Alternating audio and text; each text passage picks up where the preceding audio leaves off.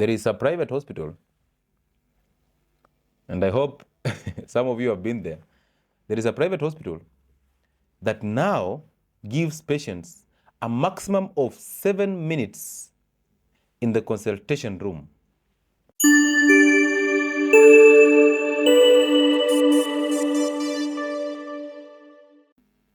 With all this research that has been pumped in, with all these platforms that are preaching the gospel of alkaline diets and plant-based diets and the vegan diets, do you think cancer cases will still be on the rise? If at all the solution was in vegetables, the vegetables are the most cheap diets ever.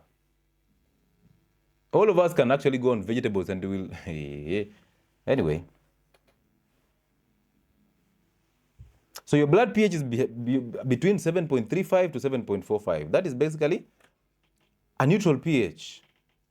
And that is maintained by the kidneys and by the lungs. So that is homeostasis. You cannot change that. If you ever get into alkalosis, your kidneys will take you back to neutral pH. If you ever go into acidosis, your kidneys will take you back to normal pH. And that's why I told people who have diabetes, when they tell you when you fast, you'll get into diabetic ketoacidosis, they are lying to you. They want you to be a slave because your kidneys have a role. But sugar, that diabetes, killed your kidneys. So your kidneys are actually dysfunctional. They cannot help you to maintain the pH of blood. That's why you're getting into acidosis. Because the organs that actually maintain your blood pH are dysfunctional. And what made those organs dysfunctional? Was it fasting that made those organs dysfunctional? It was not fasting. So let's not blame fasting for what sugar cost us. So sugar kills the kidneys, and now you cannot have function of the kidneys being actuated. You cannot release salt. You cannot maintain the acid-base pH because acid-base balance is a function of your kidneys. And this has to be normally functioning kidneys, not just kidneys. And there's a video that I saw that was very interesting for one of our own, an African that is actually preaching this gospel. And he was saying that conventional or Western medicine is not medicine. It's something else. They should call it something else. This syllabus that we're using, we should call it something else. Because it focuses on treating symptoms, not treating the cause.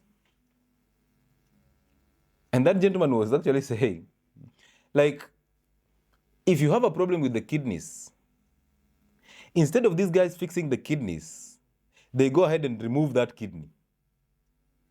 So instead of them fixing what caused kidney disease, they want to remove this kidney. And now you're remaining with one kidney, which has an overload because now it has to perform functions of two kidneys. And they're telling you that's a solution. No wonder people who get a kidney transplant die even faster. They die from overworking one kidney. They die from the toxins that they're now bringing in and building up in blood because of one kidney failing to function. They die because of the body rejecting that new kidney that you're bringing in because it's a graft. So it has to be rejected. It's something new. The body does not know it. So it has to reject it. And that's why they put you on steroids, the prednisolones, so that they suppress your immunity. Imagine that. They have to remove that kidney. Instead of fixing what caused kidney problems, you will still eat the same foods, even with one kidney. And then they give you steroids to suppress your immunity so that your body can now at least accept this new organ. So they actually kill you by suppressing your immunity because the body knows this is something new. I don't need it. I was designed to have my own. Until I die, I'll die with my own. So now they have to put you on drugs that will actually lower your immunity so that the body can now accept that kidney. And then for how long? You know the steroids, how they do? They cause you a heart problem. They'll cause you adrenal insufficiency. So now they start killing the glands that are on top of your kidneys. They cause you hypertension.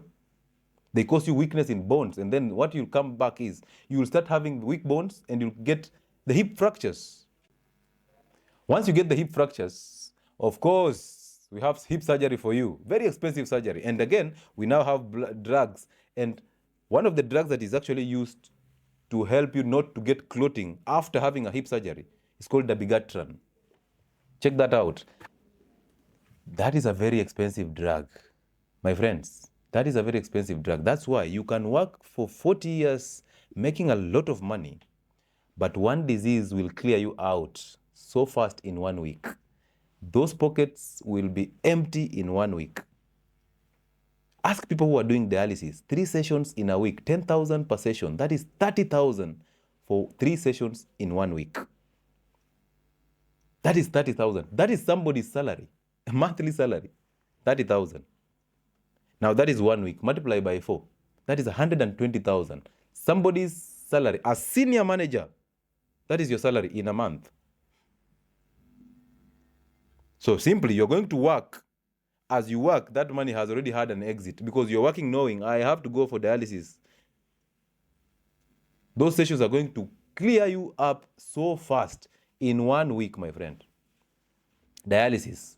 And then, of course, dialysis is not going to help you recover because you're still eating the same foods. Look up the sugars that are being served in renal clinics or renal wards in your hospital. Just go take some time. Just walk into a renal ward and look at what those people are eating. Just take a file and check the nutritional notes. They are given sugar. They are given milk. They are given bread, brown bread for that matter. That brown bread is better than white bread. And that is a renal specialist writing those. And then now follows you with 7 types of drugs on a prescription. So simply keep eating what caused your kidney disease. Keep dying. We have a solution for you in terms of drugs. But these drugs are excreted from the system through the same kidneys that we are trying to clean. When will we ever survive? These kidneys are the ones that excrete drugs. So how will they even survive when we are having a dialysis and we have 7 drugs on the prescription? Toxicities of these drugs will actually send me to an early grave, for heaven's sake. Doctors, madaktari, where did we leave the conscience, my friends? Where did we leave our conscience? Anyway, so alkaline drugs, nada. Also remember this. So in the stomach, we have acidic pH. So what happens when you take alkaline diets? You neutralize that stomach pH, you open up this sphincter, you start getting the reflux disease. You start developing microorganisms that actually will destroy your gut because they survive in the stomach pH, the basic pH that you're creating. You now get ulcers and H. pylori because the stomach pH is now messed up. You start getting protein indigestion because now you need that acid to digest protein. So you have problems. And then as we head in the small intestines, another problem, as we go into the large intestines, the pH is again altered by the alkaline diets. So what are we saying? Also remember, your urine is acidic. So as you eat those alkaline diets, how about the urine now? Because the urine is actually acidic to make sure that your kidneys are fresh, any infection that is coming in the kidney is actually cleared by that acidic pH of the urine. So sit back and just understand the system. Once you understand the system, it shall be perfect. And that's why on my YouTube, I started by explaining these systems, the digestive system, the renal system, slow by slow. And then now we started tackling diseases. And now we are having bold conversations. That's why we said, at some point in life, you as the general public, you as the consumers of healthcare, you will start making sure that your doctor is responsible for what he gives you. And at least a doctor will be paid for a patient healed. And you will start pushing the agenda of having doctor debates on mainstream media so that you see how empty your doctors are. Look at the media, what they're doing. They bring on politicians all the time, but they don't bring on people who will change your life for the better. They bring you a nephrologist, somebody who is a kidney specialist, or a diabetologist, somebody who handles diabetes. But this is somebody who has a double chin, a fat guy in a suit with a pot belly, and is there telling you the dietary modification, the new guidelines for treatment of diabetes. How are we going to survive if your doctor cannot lead from the front? I mean, some of us joke too much. You give them so much time to just explain a lot of useless statements. And when they realize you know something, what they do is they will slap you with the medical jargon. They will slap you with the word that will actually send you back to factory settings. You're like, aye, daktari. And then now, as you try to understand, what is this? What did the doctor say? He's busy writing a prescription. And hey, go to the pharmacy and pick drugs. You have not even understood the Hey, Songa, there's another one coming in. Hey, you're out of time. You had your 7 minutes. There is a private hospital, and I hope some of you have been there. There is a private hospital that now gives patients a maximum of 7 minutes in the consultation room. A very famously known hospital, countrywide in Kenya. You have 7 minutes in the consultation room. 7 minutes, my friends. So as you open that consultation room, you just knock. When the doctor says, come in, you start saying your problems. My name is, I have this doctor. As you sit down, the prescription is ready. It's time for you to stand up and go. Do you know? Do you know what that means? That means you now have 7 minutes to say all your problems. If you want another 7 minutes, you would rather now allow the doctor to send you to the lab and then send you to maybe an x-ray, send you maybe for an ultrasound, so that now you can come back for another 7 minutes. For another 7 minutes. And by the time you're looking at your receipts, hey, my friend, by the time you are looking at how much your insurance has been chopped off, you have actually paid bills for about 7 to 10 people, employees of that hospital. Yeah, you don't need to be kicked out. Actually, the notice is there, so you don't need to be kicked out. You, Safi, they don't need to kick you out. The notice is there that you have 7 minutes with the doctor. Once that bell rings, now hey, it's time for you to go. It's either you're going to take drugs, or you cannot go in this hospital and just say, I just want to see the doctor and hear his side of the story about this condition. I just want to ask my doctor if my condition is reversible. No, 7 minutes. Sometimes I look up to the clinics. I just take some tours here and there and just see how the system operates. My friend, you get scared. I used to think hospitals are coming to change our lives for the better. I used to have that belief in the health system. I'm telling you, you should have seen me advocating for medicines for diabetes. You could have come on this live and told me, Daktari, no. You're not the same person I saw the other time. You're not the same person I saw the other time, because I was a super advocate for these medicines. Now I was wondering, like for somebody who has hypertension, now you managed to reverse, let me just say reverse the hypertension using those drugs, because you take them on higher doses of drugs that will actually take them in serious problems. Now these people, their blood pressures are stable. Why are they continuing with drugs that lower their blood pressure? Why? Why is your father or your uncle still on diabetes and hypertension drugs when their blood pressures are stabilized? These drugs, for heaven's sake, they take blood pressure lower. Their side effects is hypotension, because they're supposed to get it from hyper to normal. But now the pressure is normal. So why are your parents still on drugs for hypertension when their blood pressures are just okay? Are you thinking? Okay, are you thinking? So this is another point for those people who enjoy vegan diets. Vegan diets, the vegetable diets specifically, yes, they come with essential minerals, the vitamins, but how will you get the vitamins without consuming saturated fats? How will you get the fat-soluble vitamins? That is myth number one. Number two, these vegan diets come with sugars. They are attached to sugars. The fiber is sugar, actually, if you didn't know. Again, they don't come with essential fat for absorption of fat-soluble vitamins. Where do you get cholesterol from?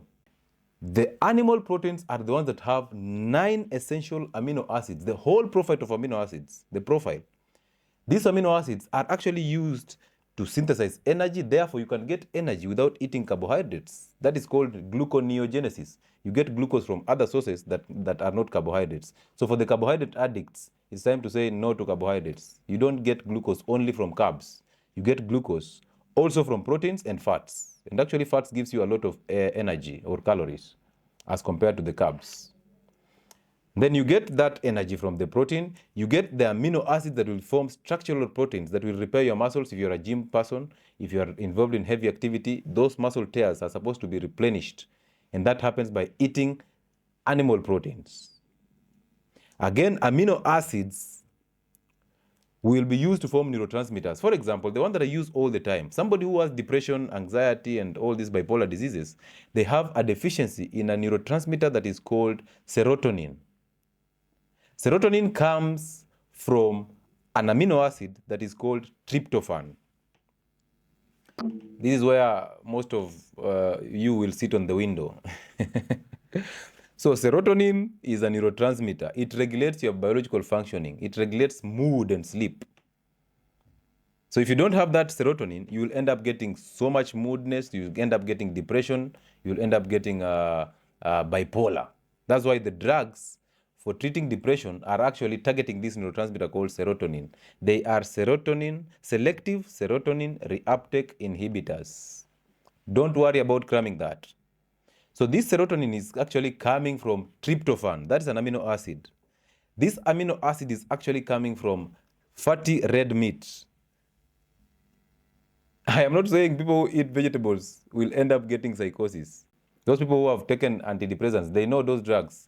Yes, SSRIs, selective serotonin reuptake inhibitors. So they block the reuptake of this neurotransmitter called serotonin, which basically means they want you to have abundance of that neurotransmitter in the synaptic cleft. We talked about depression before. So instead of somebody telling me to simply fix my gut so that I can absorb, actually digest protein and then absorb this amino acid, and then the body will use this amino acid to form this neurotransmitter, and then I recover from depression, what do? They will, of course, they will not fix the cause. They will give you a drug that will give you side effects that are actually going to cause you more depression. For example, drugs for depression will cause you sleepless nights. You'll have insomnia. So imagine a depressed person having no sleep. Number two, they will add you weight. Number three, they will give you suicidal thoughts. So imagine somebody who is depressed, trying to recover from depression through drugs, and then ends up thinking about killing themselves. Well, then when I say that, you tell me the big pharma will come for you. Come on. You are the big pharma. Through your words, you are the big pharma.